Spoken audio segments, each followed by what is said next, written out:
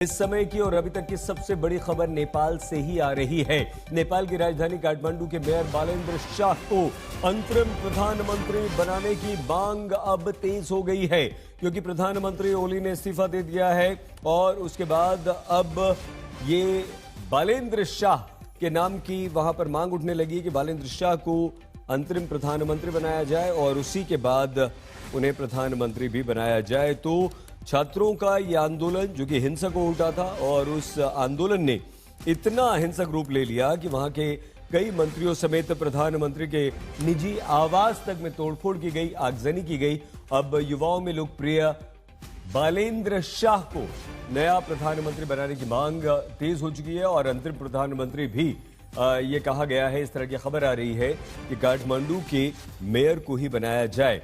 तो इस समय नेपाल में स्थिति बेहद बेहद गंभीर है। युवा सड़कों पर निकले हुए हैं और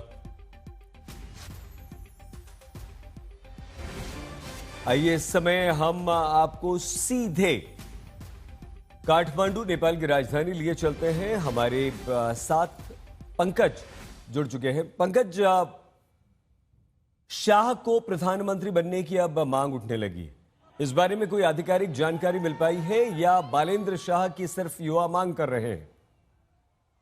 देखिए, ये बालेन्द्र शाह के जो समर्थक है, जो पिछले 2 दिनों से इन प्रदर्शन में शामिल रहे, उनके तरफ से ये मांग उठ रही है कि बालेन्द्र शाह के ही नेतृत्व में अब अंतरिम सरकार का गठन किया जाए। क्योंकि ये जेनजी लोग इस सड़कों पर उतरे थे, तो उनकी मांग है कि किसी युवा को बनाया जाए। वो कोई भी पुराने नेता, कोई भी पुराने ब्यूरोक्रेट्स या कोई भी पुराने जो चीफ जस्टिस हैं, उनको वो स्वीकार नहीं कर रहे हैं। वो जो सड़कों पर प्रदर्शन कर रहे हैं, उनकी मांग है कि किसी युवा के नेतृत्व में ही बनाया जाए, ताकि वो समझ सके कि युवाओं की समस्या क्या है। और बालेन्द्र शाह जो काठमांडू के मेयर है, वो काफी लोकप्रिय है, काठमांडू में भी और काठमांडू के बाहर भी।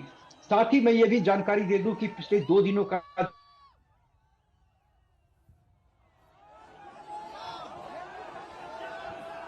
संपर्क हमारा टूट गया, लेकिन जो देखिए तस्वीरें बड़ी डराने वाली तस्वीरें हैं और नेपाल में 2 दिन से यही हिंसा का दौर चल रहा है। नेपाल में जबरदस्त बवाल है और उस बवाल के बाद यहां तक कि प्रधानमंत्री को इस्तीफा देना पड़ा है, कई सारे मंत्रियों को अपना पद छोड़ना पड़ा है। और ये सिर्फ कोई ये जो युवा आपको नजर आ रहे हैं, ये आग भी प्रधानमंत्री के घर में लगा रहे हैं, निजी घर में लगा रहे हैं और मंत्रियों के घर में आग लगा रहे हैं। स्थिति इस समय क्या है वहां पर, ये बताइए पहले। यहाँ की स्थिति बिल्कुल ही तनावपूर्ण है और स्थिति नियंत्रण से बाहर है। सुरक्षा कर्मियों की नियंत्रण से स्थिति बिल्कुल भी बाहर हो गई है। ये सिर्फ मंत्रियों के, प्रधानमंत्री के निजी घर पर या पूर्व मंत्रियों के यहाँ जो है आक्रमण करके वहां आगजनी और वहां तोड़फोड़ नहीं कर रहे हैं, बल्कि अब ये सुप्रीम कोर्ट में भी चले गए हैं। सुप्रीम कोर्ट में भी यहाँ पर आगजनी शुरू हो गई है। इसी तरह नेपाल की शासन व्यवस्था जहां से चलती थी, सिंह दरबार का एरिया, उस सिंह दरबार के भीतर घुसकर प्रदर्शनकारियों ने वहां अलग अलग सारे मंत्रालय उसके भीतर हैं, उन मंत्रालय में तोड़फोड़ और आगजनी शुरू कर दी है। इसी तरह जो लोकतंत्र का मंदिर कहा जाता है, जिस संसद भवन को कहा जाता है, उसको बुरी तरीके से क्षतिग्रस्त कर दिया गया है, वहां आग लगा दी गई है, तोड़फोड़ की गई है। तो पूरी शासन व्यवस्था जहां से चलती थी, जहां से नियम कानून बनता था, देश के लिए कानून बनाया जाता था, सरकार की नीतियां बनती थी, उन सब जगहों को तहस नहस कर दिया गया है। युवाओं का पंकज अधिक था कि सिर्फ नेताओं को ही नहीं। ठीक है पंकज, 1 मिनट आप हमारे साथ बने रहिए, लेकिन और बात हम आपसे करते रहेंगे।